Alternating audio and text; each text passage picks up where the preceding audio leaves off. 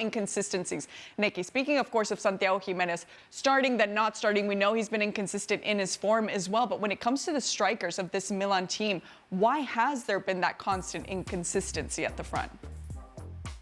Yeah, I have two answers I can give you. I can give you a superstitious answer and I can give you a more tangible answer. The superstitious answer is Milan have had this ongoing struggle ever since Pippo Inzaghi was there to find consistency at the number 9 position. And there was literally, you hear fans, journalists talking about the curse of the number 9 shirt, which, okay, Olivier Giroud was supposed to have finally broken that when he got into double figures in 2022, helped them win the league, because between Inzaghi and Giroud, not one striker in the number 9 shirt had got into double figures. Now, keep in mind, in that time, they signed Gonzalo Higuain, they signed Fernando Torres, they signed all of these great strikers. There was others, Andre Silva, players who did great in other places, and yet they couldn't get someone to score the goals.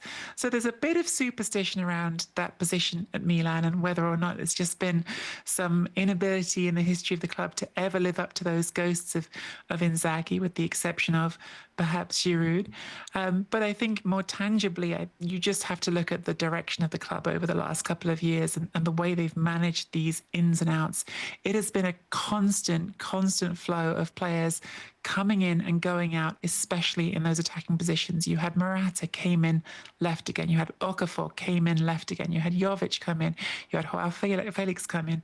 You had Jimenez come in, you had Tammy Abraham come in, some of these on short-term deals, some of them on loans, some of them on buyback options, but all of it has been so much lack of stability. And again, without wanting to just bang the same drum, part of this is about the fact that you've got a different player in that attack, Leao, who you're trying to focus things on, and finding the right foil for him, the right guy who can operate off that and not mind perhaps that it's not all going to come through that central part of the pitch. That's one piece of the puzzle, and I think it's certainly a reason why Giroud was able to break the curse, as it were, because Giroud is this selfless player who's dealt with that sort of role in the French national team, where he's dealing with superstars like Mbappe alongside him, and okay, it's not always about him, but he finds a way of being valuable to the team within that. So there is elements to it there. There's elements to it with just the inconsistency. And frankly, there's elements to it in the fact that they haven't been able to, in the last 2 years at least, find a manager that they're happy with. Pioli had an unhappy end at the end of his time there, despite having won the league previously there.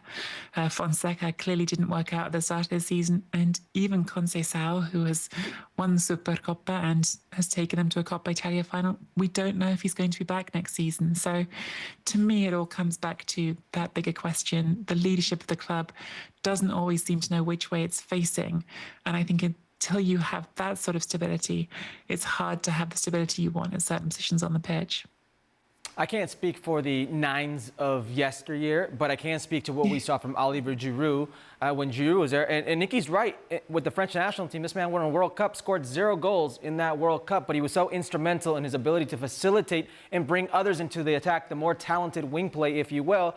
That's the 9 position, or what it's been at Milan for quite some time, which is why I thought Santi Giménez would struggle, which is why I saw Morata struggling, Tammy Abraham struggling, why we see Joe struggling. Yeah. These are players that are finishers, not normally facilitators. And if Santi is one thing, he is a finisher. He runs off, he sees a run, it's hard, crisp, he can get there, and he'll finish off a play. He's not back to goal, he's not link-up play, he's not facilitating for the more talented wingers. In this case, a Christian Pulisic, in this case, a Rafael, even a Rangers who's reaping the benefits of a good hold-up play and good 9 play. Yeah, I mean, as Milan is coming back,